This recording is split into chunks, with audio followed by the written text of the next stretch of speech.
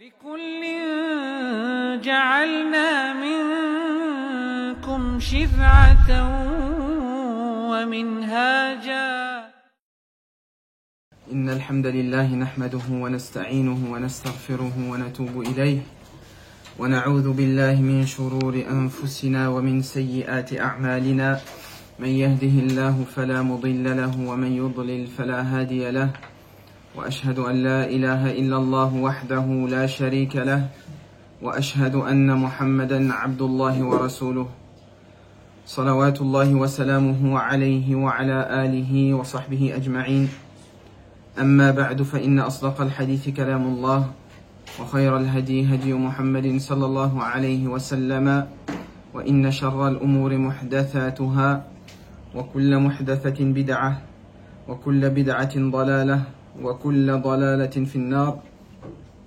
أجارني الله وإياكم من النار. Donc par la permission d'Allah Azza wa Jal, on se retrouve pour le 4e cours de cette série de cours au sujet de la purification du cœur du livre de l'imam Ibn Rajab rahimahullah ta'ala, Dhamm Qaswatil Qalb, le blâme de la dureté du cœur. Inch'Allah Azza wa Jal, on va essayer, j'ai un peu regardé le livre, j'ai vu qu'on est très en retard par rapport à l'explication. Si on veut le terminer dans les 8 cours, on va devoir restreindre un peu peut-être l'explication et je poserai peut-être un peu moins de questions pour essayer de restreindre. Inch'Allah Azza wa Jal. Wa alaykum salam wa rahmatullah. Donc on a terminé hier la première partie de Qaswatul Qalb. C'était quoi la première partie?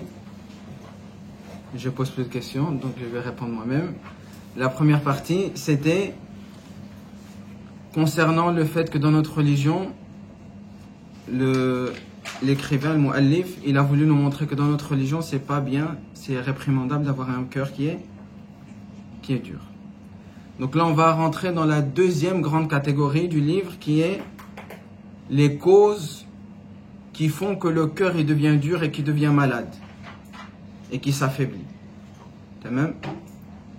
On a déjà vu dans la première partie certaines causes qui vont revenir ici. Parce que logiquement, Allah subhanahu wa ta'ala, quand il a parlé de la dureté du cœur, il a donné des causes dans les versets qu'on a cités. Qui peut me citer? Moi, mais je vais quand même poser un peu de questions, faut pas exagérer. Qui peut me citer des causes qu'on avait vues qui amènent le cœur à se durcir? L'exagération dans les choses permises? Non, ça c'était une des dernières choses qu'on a vues. L'exagération dans les choses qui sont permises. Bon, et ça va revenir avec nous, Inch'Allah. Je pense que c'est même la première beb qu'on va voir ici. Non. Le délaissement des adorations. On a vu ça? Délaisser la silence, retarder. Je pense pas qu'on a vu ça. Ça c'est dans mon explication. Moi je parle dans le livre. Ce que l'imam il a dit. Non. Toi, Mohamed. On avait vu al-hirs al-dunya. C'est vrai, très juste. Suleiman, t'allais dire le même. Vous vous rappelez du hadith Arba'atun. Il y a 4 choses qui amènent al-shaqa, le malheur, le jour du jugement. C'est quoi les arba'a? Là on aura déjà 4 choses. Tulul amal. Attends, il faut traduire. C'est quoi tulul amal? Espérance de vie longue. Avoir espoir, retardant. C'est plutôt retarder les choses en croyant qu'on vivra plus tard. Naam. Jumudul ayn. Naam. Le fait que l'œil il soit sec, ça veut dire qu'on pleure pas assez par crainte, par amour, par obéissance, par méditation. Naam. Il y a quand même une chose qui est évidente. Des hadiths. On a dit le hirs ala dunya, on a dit le hirs ala dunya. Donc vouloir la dunya, croire qu'on va vivre longtemps, jumudul ayn, et une chose qui est évidente. Qaswatul qalb, c'est ça qu'on étudie, la dureté du cœur. Tamam. On avait vu aussi le premier verset que l'imam Ibn Rajab il a cité.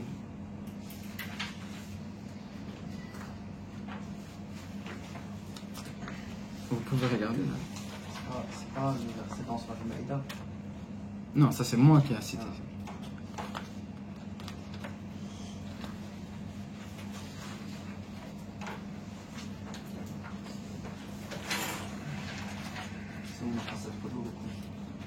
C'est ça qu'il a le premier verset? Non, c'est pas ça.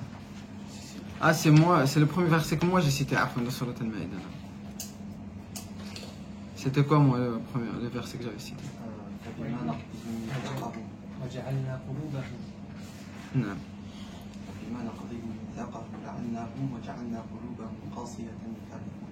Non. Donc فبما نقضهم ميثاقهم, donc c'est quoi qui a fait que leur cœur il soit dur?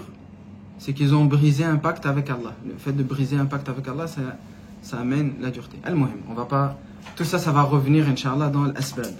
Mais juste pour dire que dans la première partie, on a quand même vu déjà des causes.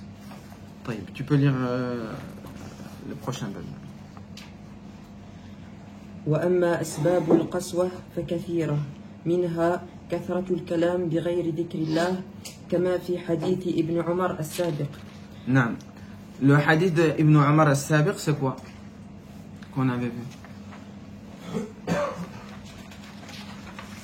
Le hadith d'Ibn Omar qui parle de ça.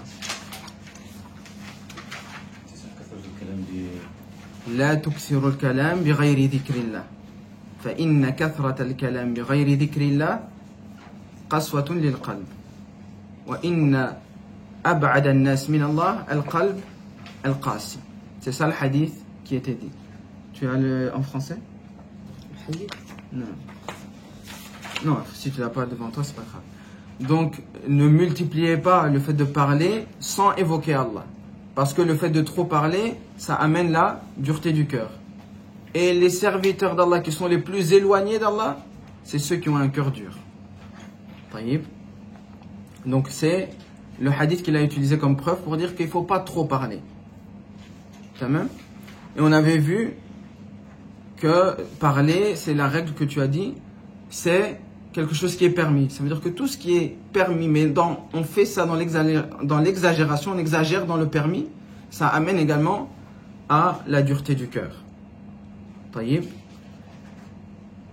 Également, une règle qu'on va prendre dans ce bab-là pour tout le bab, c'est que tout ce qu'on va voir dans ce chapitre, celui qui veut purifier son cœur, il doit faire le contraire de ce qui est dit.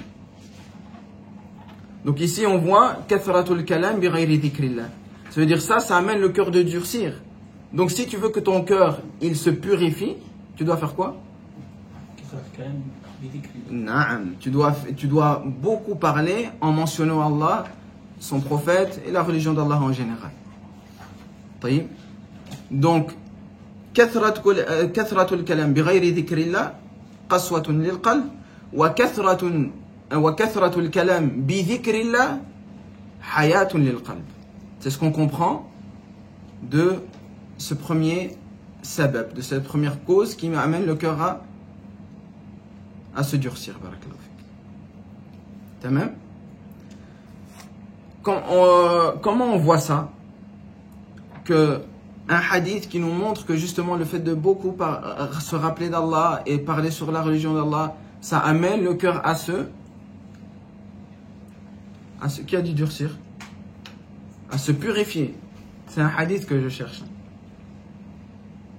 Que ta langue ne soit pas sèche, tu te rappelles d'Allah. Le hadith, ça c'est juste. Le hadith il est sarih sur la vie des cœurs. Il est clair que le prophète il a dit ta, c'est la vie. Il ne parle pas du cœur en tant que tel, mais il parle de la vie. Celui qui évoque Allah Azza wa Jalla, il est considéré comme un vivant. Celui qui l'évoque pas, il est mort. C'est ça le hadith. Le hadith il tourne. C'est pas dunya kullaha mazluma illa dhikrillah. C'est ce qu'il a dit. Mathalul ladhi yadhkuru rabbah, l'exemple de celui qui se rappelle son Seigneur, walladhi la yadhkuru rabbah, et celui qui ne se rappelle pas son Seigneur, كمثل الحي والميت. C'est l'exemple du mort et du vivant. Pas qu'il est mort, parce que tout le monde est vivant et qui parle autre chose que de la parole d'Allah. Il y a beaucoup de gens qui sont vivants et qui parlent autre chose que la révélation d'Allah. Naam. Walakin, ce qui veut dire par kamathal al-hayy wal-mayyit, c'est l'exemple du cœur qui est vivant et le cœur qui est mort. Celui qui parle beaucoup d'Allah, son cœur il est vivant. Et celui qui parle peu d'Allah, son cœur il est dur et il est mort. Tamam? Donc ça c'est la preuve que le fait de faire le contraire de ce qu'on va dire comme cause qui amène le cœur à se durcir, c'est une cause pour que le cœur, au contraire, il se purifie, qu'il devient bien, bon. Naam. Qu'est-ce qu'Allah subhanahu wa ta'ala il dit par exemple au sujet du rappel d'Allah, et que c'est comme ça que les cœurs ils s'apaisent et ils se tranquillisent et ils se purifient. Allah ta'ala il dit, n'est-ce pas par le rappel d'Allah, ala bi dhikrillah tatma'innul qulub, que les cœurs ils deviennent tendres, adoucis, purs. Il n'y a que par ce moyen-là que le cœur il se purifie. On a compris ça? Une deuxième qa'ida, une deuxième règle concernant ce qu'on va citer comme asbab, comme cause, c'est qu'il ne suffit pas de s'éloigner des causes, mais on doit aussi s'éloigner de gens qui ont ces sifat-là, des gens qui ont ces causes-là en eux. Est-ce que vous avez compris ce que j'ai dit là? Oui, tout le monde me dit oui. Bah alors je vais prendre quelqu'un pour... Ah voilà, ça t'as été fait, toi. Donc, il ne suffit pas de s'éloigner nous-mêmes des causes, mais il faut aussi s'éloigner des gens qu'on voit chez eux ce mal-là, ou bien ces causes-là. Donc si par exemple ici on se dit qu'il faut s'éloigner de trop parler sans mentionner Allah, si tu vois quelqu'un qui parle beaucoup sans mentionner Allah, lui aussi tu dois t'écarter de lui. Vous avez compris ça? Donc ça ne suffit pas de s'éloigner des causes, mais de s'éloigner des gens qui ont ces causes en eux aussi. Tamam? Ça c'est une deuxième règle. Comment on voit ça? Question, s'ils sont membres de la famille ou pas d'importance. On va rentrer un peu plus dans les détails. Mais ça c'est une règle générale. Une règle générale. Parce qu'il y a des gens qui ont comme un droit sur toi, avec qui tu es obligé de rester. Et là on te parle de choix. C'est toi qui as le choix, est-ce que je reste avec lui ou est-ce que je reste pas? Quelqu'un qui est étranger à ta famille. Je ne veux pas aller dire à mon père et à ma mère, ouais, toi tu parles pas trop d'Allah, je reste plus avec toi. Non, eux ils ont un droit sur toi.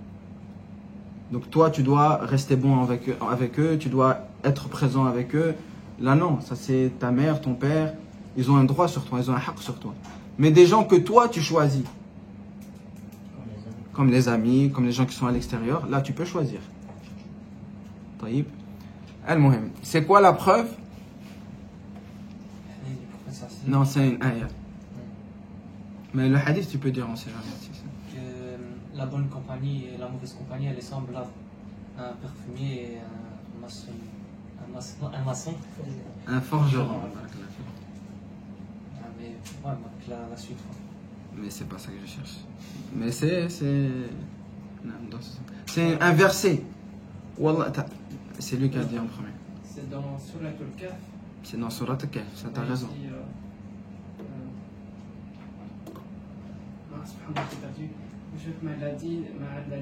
C'est ça. J'ai perdu Il faut le début qui aide. Attends. Ça c'est encore, mais il faut revenir au début. Il faut revenir au début. Même le début, j'ai perdu le début de la surah. Quelqu'un qui peut aider? Vous êtes tous à la fin. Il faut être au début. Parce que c'est comme ça qu'on voit qu'il faut le faire.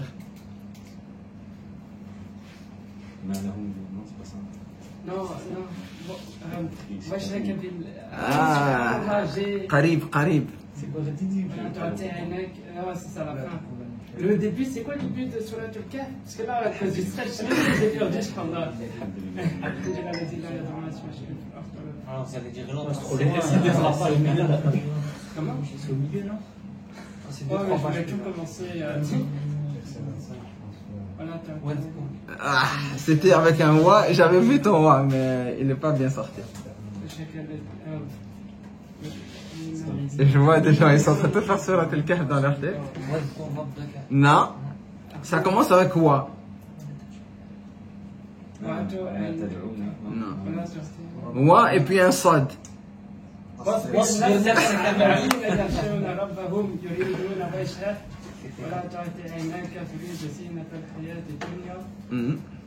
C'est ça.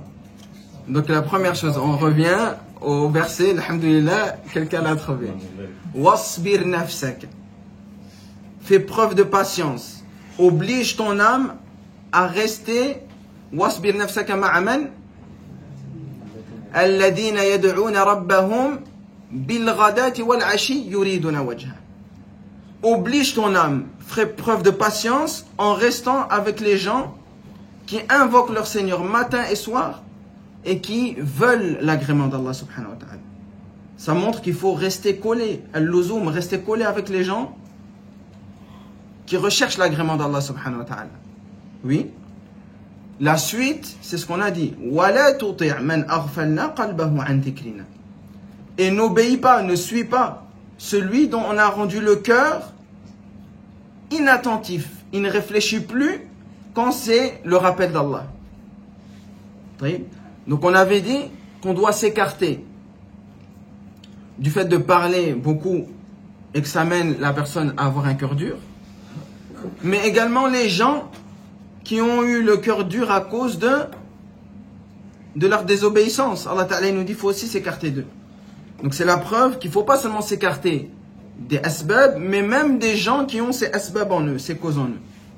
Vous avez compris ou pas? Non. Mohamed allait dire quelque chose? C'est quel verset? Verset 28. Verset 28. Quand même? Oui. Donc on s'écarte des causes, mais on s'écarte aussi des gens qui possèdent ces causes en eux. Naam. Le prophète sallallahu alayhi wa sallam aussi dans un hadith il dit, et ça doit être une règle dans notre vie, dans nos amitiés, dans nos relations aussi avec nos parents, avec nos frères.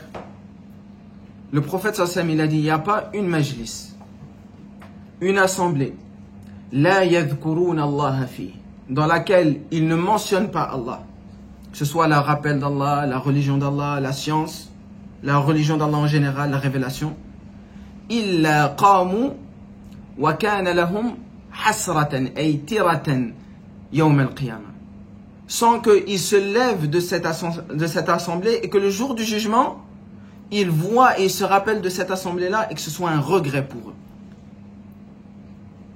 Vous avez compris le sens du hadith? Ça veut dire la personne qui est dans une assemblée avec quelqu'un, avec un frère, avec une mère, et dans laquelle il n'y a pas la mention d'Allah subhanahu wa ta'ala, le jour du jugement, il va se rappeler cette assemblée et ça va être une cause qu'il soit triste et malheureux du fait qu'il n'a pas mentionné Allah azza wa jalla dans cette assemblée-là. Et ça vient dans le même sens. On voit qu'il ne faut pas parler beaucoup sans mentionner Allah, mais justement le contraire, il faut multiplier. Regardez le hadith.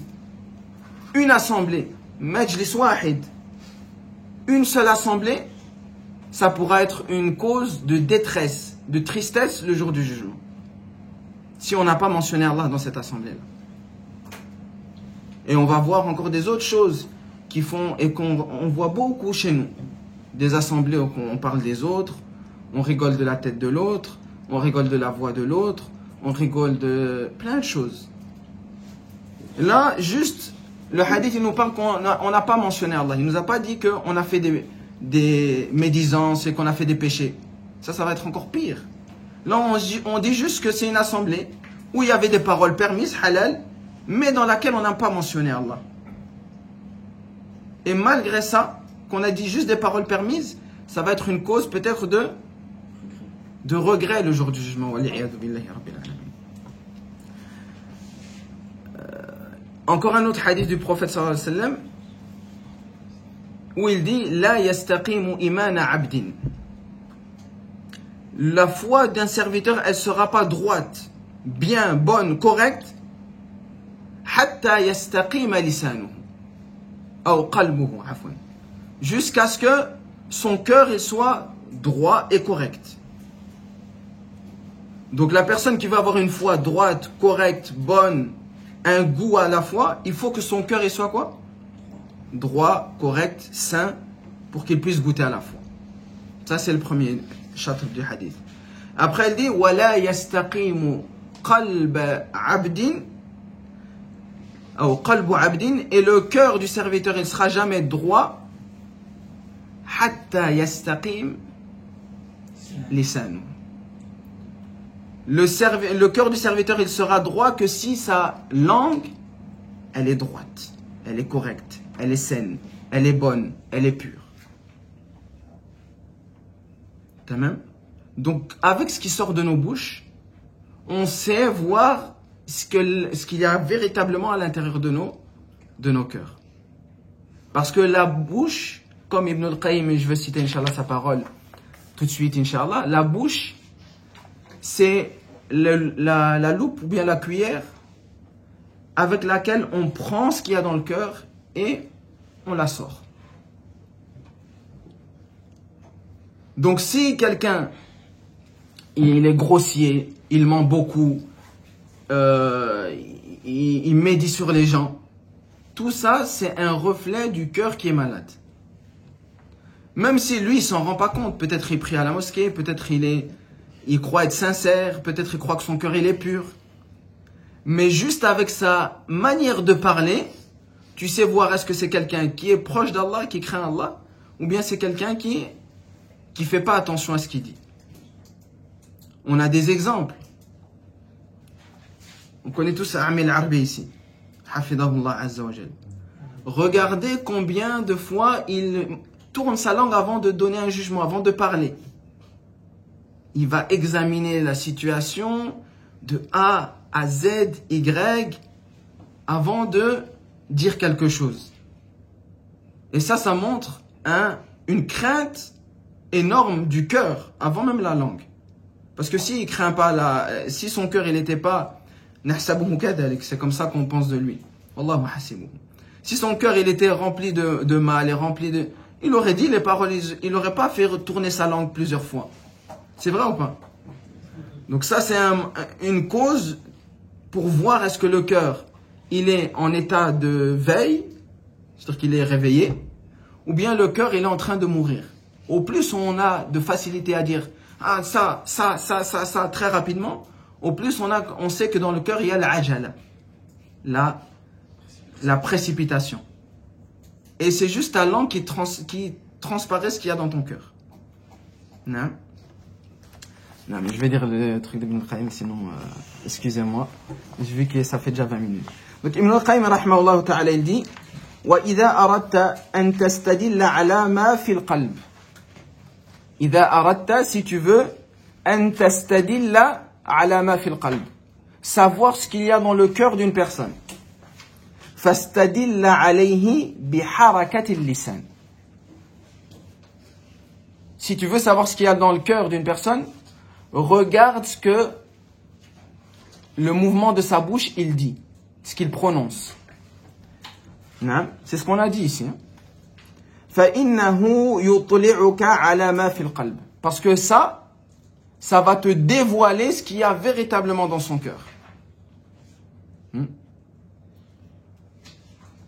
J'allais donner des autres exemples, mais je termine juste ici. شَاءَ صَاحِبُهُ أَمْ أَبَى. Que la personne, elle veuille l'avouer ou pas. Que la personne qui dit ces paroles, elle veuille l'avouer ou pas. Bon gré, mal gré. Donc c'est ce qu'on a dit ici. La personne, même si elle veut pas, elle dit non, moi je crains Allah, non, moi je suis proche d'Allah, non, moi je suis sur la sunna. Mais quand tu vois harakatu lisanihi, le mouvement de sa bouche, c'est dans le sab, il insulte, c'est dans le shatm, c'est dans le fait de dénigrer les gens, c'est dans le fait de se croire au-dessus des gens. tout ça, ça montre que son cœur, il est malade. Il peut dire tant qu'il veut, qu'il est pieux, qu'il suit la sunna, qu'il est sur le chemin du prophète. Si c'est ça qui sort de sa bouche, comme l'imam Ibn al-Qayyim dit, sha'a sahibuhu am aba. Qu'il veuille ou pas, c'est ça qu'on sait de lui. Tamam? Hada, c'est la parole de Ibn al-Qayyim, rahimahu Allah azza wa jalla. Et on termine ce premier point, cette première cause, avec une conclusion qui est importante pour la suite. Et c'est une question que je vous pose. Il y a trois choses, avec tout ce qu'on a dit, normalement, on sait répondre à cette question. Il y a trois grandes choses qui font que le cœur, il se durcisse. Trois grandes catégories de choses qui font que le cœur, il se durcisse. C'est ça la question. C'est quoi les catégories? C'est trois grandes catégories qui amènent le cœur à se durcir. La compagnie? Non. C'est des catégories. C'est-à-dire qu'il faut, la catégorie, en dessous de ça, on rentre plusieurs choses. L'excès des choses permises. Barakallah. Et t'as triché? Non. Ah. La première chose, c'est l'excès des choses permises. Taïb. Ça, on a dit que c'est une catégorie qui est cachée. Et c'est celle qui est adna, c'est la chose qui est la plus basse, la moins grave. Walakin, c'est la chose qui est la plus basse, la moins grave, mais c'est la chose qui est la plus cachée. Donc à cause du fait qu'elle est cachée, parce que quand on fait quelque chose de halal, on ne se rend pas vite compte qu'on fait quelque chose de mal. Donc à cause du fait qu'elle est cachée, c'est celle qu'il faut faire le plus attention. À cause de sa subtilité, c'est celle à laquelle il faut faire plus attention. Mais ça, c'est le dernier degré. Avant ça, il y a 2 degrés au-dessus. Donc ça, si vous voulez, vous le mettez en 3e. C'est le degré le plus bas, qui amène le cœur à se durcir. Ça, c'est le dernier degré. Mais, comme il est caché, c'est celui sur lequel il faut faire le plus attention. Parce que la limite, elle est fine. La limite, elle est fine. Il y a encore 2. Qui? C'est les mêmes? L'ignorance. Non. C'est pas assez précis. L'oubli de Dhikrullah. C'est pas assez précis. C'est pas assez précis. L'emploi du temps? Hein? L'emploi du temps? Non, pas ça. Le grand péché? Ahsant. Ça, c'est le premier. Hein, le premier, c'est les grands péchés. Taïb. Le premier qu'on a cité, parce qu'on va voir plus tard, Inch'Allah, si on arrive, qu'il y a quelque chose au-dessus de ça. Donc de tout ce qu'on a cité, on tire que ça c'est le premier. Kaba'ir dhunub. Et puis le deuxième. Les choses d'accord. Non. Les petits péchés. As-sagha'ir. Taïb. Je répète bien que ça c'est en prenant compte ce qu'on a vu avant. Je veux dire que dans ce qu'on a vu, le pire, c'est les grands péchés. Ça noircit, ça durcit le cœur beaucoup plus vite que les 2 autres. Et puis les petits péchés. Et puis les choses moubah qu'on fait en trop grande quantité. Taïb. Retenez bien que c'est pas un classement dans la religion. Avec la globalité de la religion. Parce qu'avec la globalité de la religion, il y a 2 choses qui passent au-dessus de l'Kaba'ir. Je dis pas parce qu'on va voir ici maintenant. ومنها نقض العهد مع الله تعالى قال تعالى فبما نقضهم ميثاقهم لعناهم وجعلنا قلوبهم قاسية قال ابن عاقل يوما في وعظه عاقل؟ نعم عقيل قال ابن عقيل يوما في وعظه يا من يجد من قلبه القسوة احذر أن تكون نقضة عهد فإن الله يقول فبما نقضهم ميثاقهم الآية. نعم.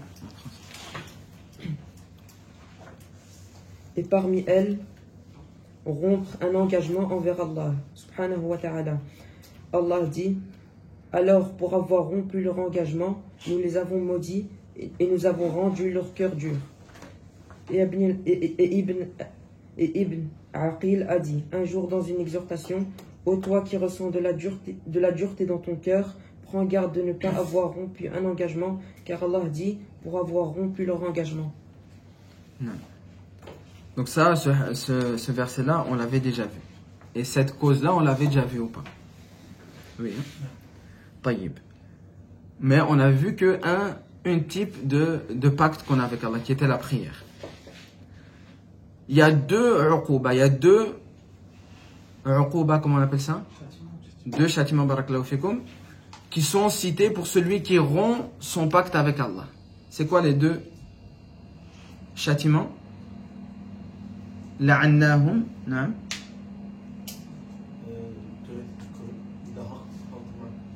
Eerste, das de tweede. Donc la deuxième, c'est qu'on a fait que leur cœur il soit dur.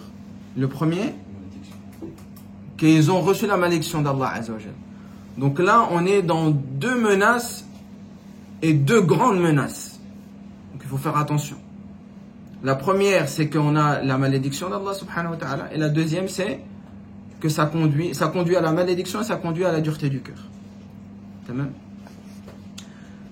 Les pactes ou le pacte d'Allah Azza wa Jal qu'on a, c'est-à-dire tout ce qu'il nous a ordonné et interdit, c'est un pacte qu'on a avec lui. Taïb. Tout ce qu'il nous a ordonné et tout ce qu'il nous a interdit, c'est un pacte qu'on a avec Allah subhanahu wa ta'ala.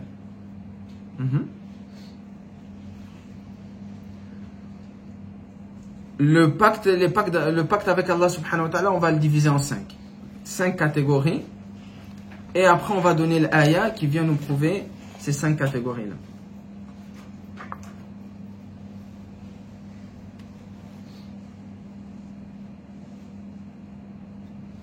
Premier, c'est Ahdullah al-A'zam. C'est le pacte d'Allah le plus grand.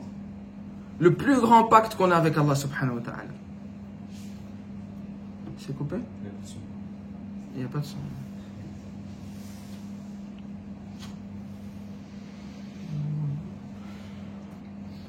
C'est le... Je vais le faire. Non. Donc le plus grand pacte qu'on a avec Allah subhanahu wa ta'ala, c'est Al-Ahd al-A'zam. C'est quoi? Le tawhid encore plus précis. L'adorer seul. Non, c'est adorer Allah subhanahu wa ta'ala seul. Tout ce qui est adoration, on doit le faire que pour Allah. Et ce qu'on entend par adoration, ce qu'on entend par adoration, c'est quoi? C'est quoi une adoration en islam? Tout ce que Allah Azza wa Jalla et son prophète ont légiféré. اسم جامع لكل ما يحبه الله ويرضاه من القول والأفعال الظاهرة والباطنة. Non. Donc toute parole ou action qu'Allah il aime et il agrée, que ce soit des choses qu'on voit ou des choses qu'on ne voit pas. Donc tout ce qu'Allah il aime comme parole, comme action, que ce soit visible ou invisible, ça c'est une adoration. Taïb. Donc tout ça, ça doit être que pour Allah subhanahu wa ta'ala. Quand je suis bon envers Abdullah, je lui parle bien, je lui souris, je l'invite chez moi, je l'aide dans ses difficultés. Tout ça, je ne le fais pas pour lui. Je le fais parce que Allah subhanahu wa ta'ala il m'a demandé de le faire. Parce que tout ça c'est des ibadat. Tu viens l'aider, tu le souris, tout ça c'est des ibadat, des actions qu'Allah il aime. Donc c'est une ibadah. Donc ça doit être fait que pour Allah subhanahu wa ta'ala. Donc toutes nos actions, il doit tourner autour de ça. Faire les choses parce que Allah il les aime. Pas parce que j'aime bien ma mère, pas parce que j'aime bien mon père, pas parce que j'aime bien Abdullah, ni Exxon, ni Zakaria. Non, parce qu'Allah subhanahu wa ta'ala il m'a demandé de faire ça, alors je le fais, parce qu'il l'aime. Ça c'est une ibadah. Non? Et ça c'est la chose, le pacte qu'on a le plus grand. Ça veut dire si c'est un pacte le plus grand, celui qui le rompt, il est dans le plus grand des dangers. C'est le plus grand pacte qu'on a avec Allah. Je veux dire, au-dessus de ça, il n'y a rien. C'est pour ça que le prophète sallallahu alayhi wa sallam, il était avec Mu'adh ibn Jabal. Il était avec Mu'adh ibn Jabal sur son chameau. Et il demande à Mu'adh, il lui dit Atadri ma haqqullahi ala al-ibad wa ma haqqul ibadi ala Allah? Est-ce que tu connais le droit d'Allah sur ses serviteurs et les droits des serviteurs sur Allah? Tamam? Mu'adh dit Allah wa rasuluhu a'lam. Je vais attendre qu'il termine parce que ça chevauche un peu. Il n'y a pas de... Donc Mu'adh ibn Jabal il dit quoi? Allah wa rasuluhu a'lam. Allah et son messager savent mieux. Ensuite le prophète sallallahu alayhi wa sallam ici va nous parler du pacte al-a'zam. Haqqullahi ala al-ibad. Le droit d'Allah sur ses serviteurs. An ya'buduhu wa la yushriku bihi shay'an. C'est qu'ils adorent Allah sans jamais rien lui associer. Et on a vu c'est quoi l'adoration. Faut pas croire c'est juste la prière et juste les doigts. Non, c'est tout ce qu'Allah il aime. Et donc faire toutes ces choses-là pour Allah et sans jamais lui associer quelqu'un avec ça. An ya'budullah wa la yushriku bihi shay'an. Ça c'est le pacte qu'on a avec Allah. Wa haqqu al-ibadi ala Allah, et le droit que les serviteurs ont sur Allah, c'est qu'Allah il prend l'engagement de ne pas châtier celui qui n'a jamais associé Allah Azza wa Jal dans son adoration. Donc ça c'est vraiment la clé de toute chose, la clé du paradis, la clé de la purification de ton cœur. La clé, la plus grande clé c'est ça. Faire toutes tes actions, toutes tes adorations pour qui? Pour Allah subhanahu wa ta'ala. Et Mu'adh ibn Jabal, quand il entend ça, il se dit c'est facile la religion. Il est content, il est joyeux. Comme quand tu réussis un examen, quand tu réussis quelque chose qui est important pour toi. T'es content, t'es pas content? Alors il était tellement content, il dit Afala ubashiru bihi nas. Est-ce que je peux aller dire ça aux autres compagnons? Ils vont être contents aussi comme moi. Il dit la tubashirhum fayattakilu. Non, ne leur dis pas ça par peur qu'ils se reposent que sur cette chose-là et puis ils font plus d'autres actions que ça. Ils disent si je associe par Allah, alors c'est bon, je rentre au paradis. Alors c'est bon, je me repose sur ça et je fais plus autre chose. Taïb. Et pourquoi alors le hadith il est arrivé chez nous si il fallait pas qu'il le transmette? Alaykoum salam. Il était sur son lit de mort, et mon explication que j'avais entendue, c'était parce qu'il a eu peur quand il a entendu le hadith, qu'Allah il maudit celui qui cache une science. Le hadith dans ce genre, il a eu peur, il ne savait pas quoi faire. Alors sur son lit de mort, il a informé. Vous avez entendu ce qu'il a dit? Il y a des gens qui n'ont pas entendu, il faut répéter. Donc, il était sur son lit de mort et il a eu peur quand il a entendu le hadith. Il s'est rappelé le hadith du prophète sallam qui a dit que Allah il maudit celui qui cache une science. Alors par peur, il a informé les gens de ce hadith. Avant de mourir. Tamam, vous avez compris? Donc c'est comme ça que le hadith il nous est parvenu. Non? Donc ça c'est le plus grand des pactes qu'on a avec Allah subhanahu wa ta'ala. En dessous de ça, c'est Abdullah al-Ghalid. C'est le pacte épais qu'on a avec Allah subhanahu wa ta'ala. Ça veut dire que c'est un degré en dessous. Et c'est quoi ce pacte-là? C'est délaisser toute action qui amène vers le shirk qui est mineur. Délaisser toute action qui amène vers l'association d'Allah, mais pas celle qui nous fait sortir de l'islam. Celle qui nous reste dans l'islam, mais qui est au-dessus des grands péchés. Et parmi les sortes d'actions qui rentrent dans cette catégorie-là, c'est quoi? Faire des adorations, enjoliver ses adorations devant des gens. Non. Faire enjoliver ses adorations devant les gens, non. Et ouais.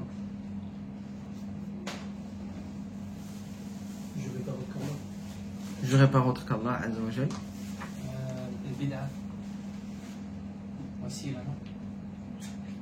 la bid'a, mais c'est un peu trop technique là, parce qu'il faut rentrer dans... Je ne sais pas si ça fait partie des grands chèques ou des petits, mais tu vois des gens mettre des colliers et souhaiter que ça te protège contre le malheur. Non, là il y a un tafsil. Si la personne elle porte ça en croyant que la chose, moi par exemple je vais dire parce que j'ai une montre, ça va être plus visible. J'ai une montre et je crois que cette montre là elle-même elle me protège de l'aïn par exemple. Ça c'est du shirk qui te fait sortir de l'islam, parce que celui qui te protège c'est pas la montre, c'est Allah subhanahu wa ta'ala. Non? Par contre si je porte ça en croyant que c'est Allah qui me protège mais que ça c'est une cause, ça c'est du shirk asghar. C'est du petit shirk qui ne te fait pas sortir de l'islam. C'est au-dessus du grand péché. C'est grave.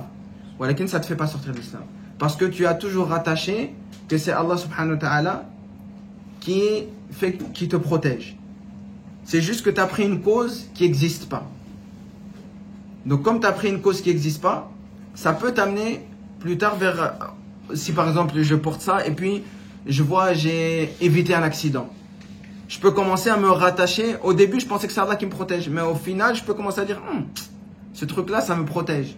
Donc, comme ça peut être un wasila, un moyen pour arriver au shirk akbar, à croire qu'en fait c'est ça, au final, qui me protège, c'est quelque chose qui est haram dans notre religion. Et le deuxième degré de tahrim, c'est shirk asghar. Donc, le haram dans l'islam, c'est soit shirk akbar, ça veut dire que ça se fait sortir de l'islam. Soit shirk asghar, le petit shirk, ça ne fait pas sortir de l'islam. Mais c'est une chose qui peut t'amener vers le grand shirk. Et puis tu as les grands péchés. Et puis tu as les petits péchés. T'as même? Ensuite, Ahdullah al-Kabir, c'est le fait de délaisser les grands péchés. Et faire le contraire, bien sûr. Délaisser les grands péchés et faire le contraire.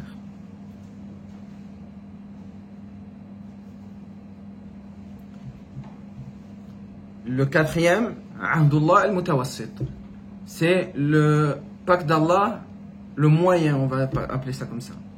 C'est quoi? C'est délaisser les petits péchés. On avait vu la différence entre un grand et un petit péché. On ne va pas répéter trop. On est au quantième? Ça c'était le quatrième que j'ai cité. Maintenant le cinquième, c'est Ahdullah al-Khafi.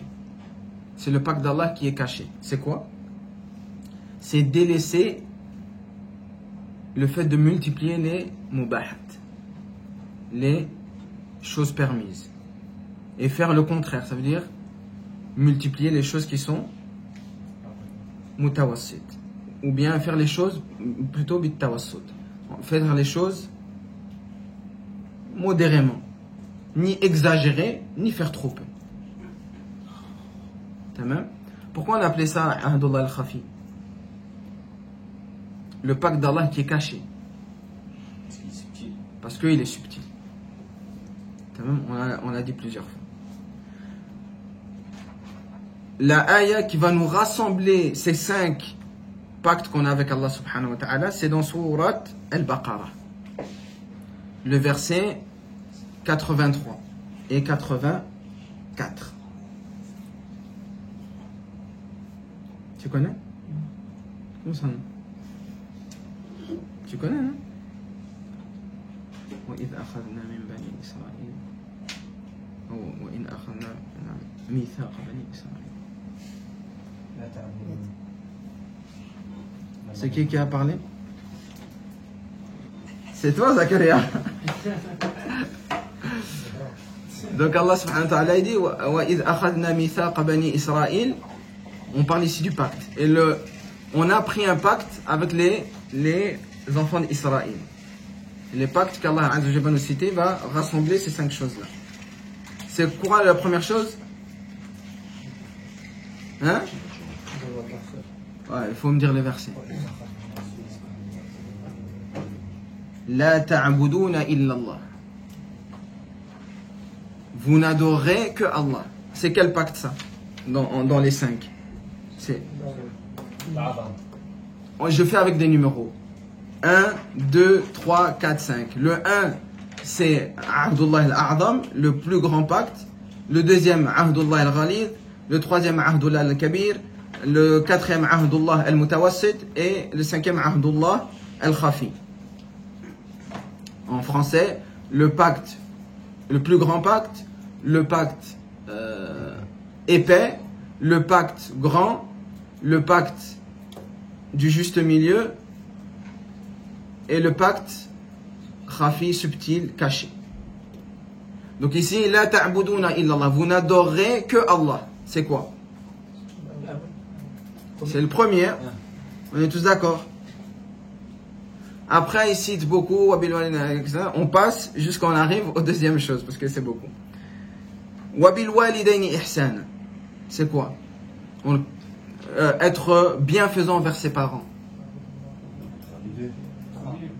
C'est quoi 3? C'est quoi le nom du Non. Pourquoi on sait que c'est Ahdullah al-Kabir? C'est juste. Parce que le fait de faire le contraire, c'est un grand péché. Le fait d'être désobéissant envers ses parents, c'est un grand péché. Donc là, on est dans Ahdullah al-Kabir. Vous suivez bien aujourd'hui. Ensuite, on continue jusqu'à ce qu'Allah Azza wa Jalla dit wa qulu lin-nasi husna. Et dites des bonnes paroles aux gens. Tu me dis 3. Non, ça va regrouper les 5. Donc, si déjà dit 3, le 3 il est éliminé. Non. C'est le dernier. Qui a dit 4e? Pourquoi?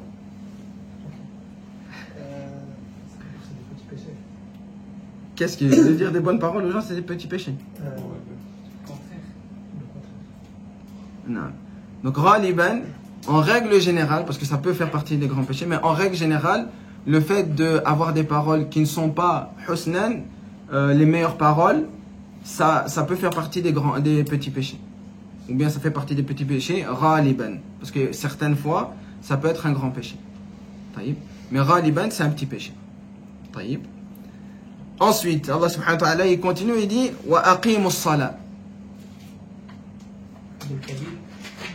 C'est le quantième? 3e. On a déjà dit. C'est C'est le Ghalid. Non. Pourquoi? Parce que le prophète sallallahu alayhi wa sallam a dit que c'est du al-ahd alladhi baynana wa baynahu as-salat faman tarakaha faqad kafar. Donc c'est un kufr.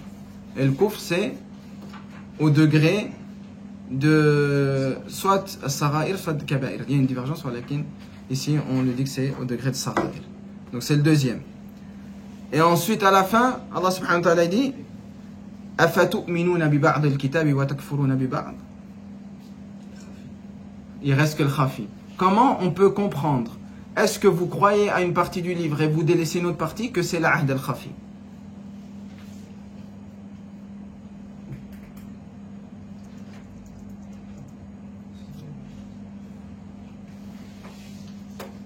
C'était faire des choses modérément.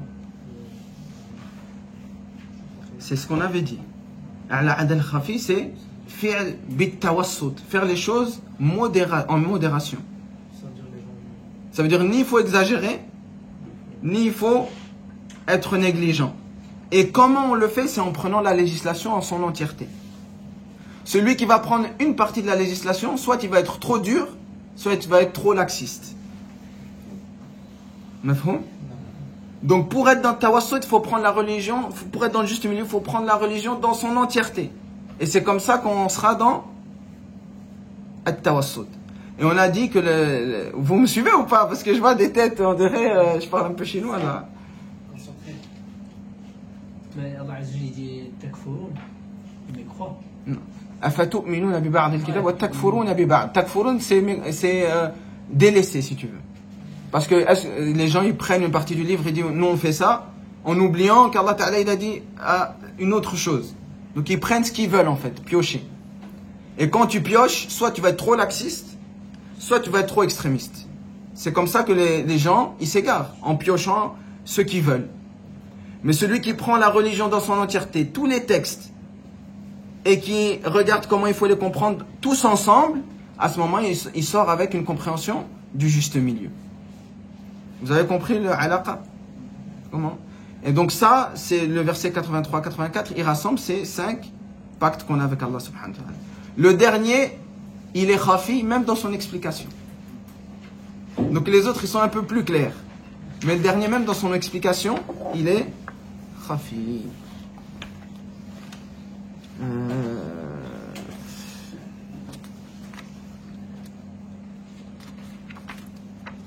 Je pense qu'on va arrêter ici.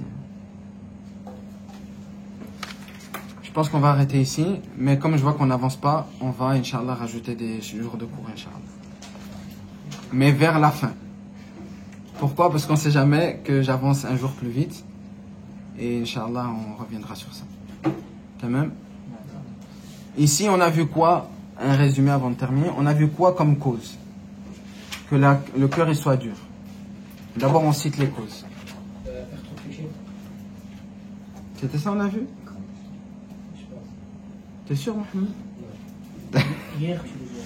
Non, aujourd'hui, moi je parle d'aujourd'hui. Grand choc avec le gros qui dure sur le tête. Non. Ah, c'est. Il y a deux choses qu'on a vu que l'imam il a cité. Parfois, je sais que vous confondez ce que moi j'ai expliqué et ce qui est cité dans le livre. Revenez d'abord ce qui est cité dans le livre. Kassatul Kalam, Biro et les écritures. Le fait de trop parler sans mentionner Allah, ça c'est la première chose qu'on a vue. C'est vrai ou pas? La deuxième, rompre son engagement avec Allah. Et on a vu les explications, c'est quoi l'engagement. Taïb. Au plus l'engagement il est important, au plus le fait de rompre, ça te met en danger. Tamam. Ensuite, on a vu aussi que ça suffit pas de s'écarter juste des causes. Il faut s'écarter de quoi aussi? Hein? Des gens qui parlent bien, qui parlent pas, sans s'énerver. Non. Suleiman?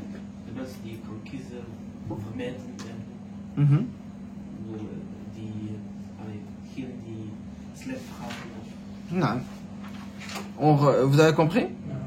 Donc s'écarter des gens qui ont ces mauvaises choses qu'on voit ici en eux. Quand même.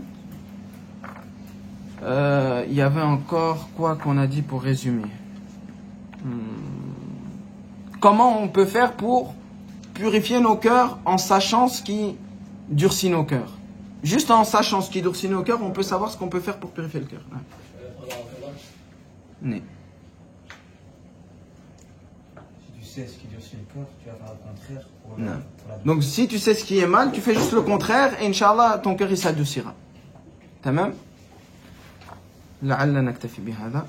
سبحانك اللهم وبحمدك أشهد أن لا إله إلا أنت أستغفرك وأتوب إليك. N'oubliez pas qu'il faut étudier le hadith pour la semaine prochaine.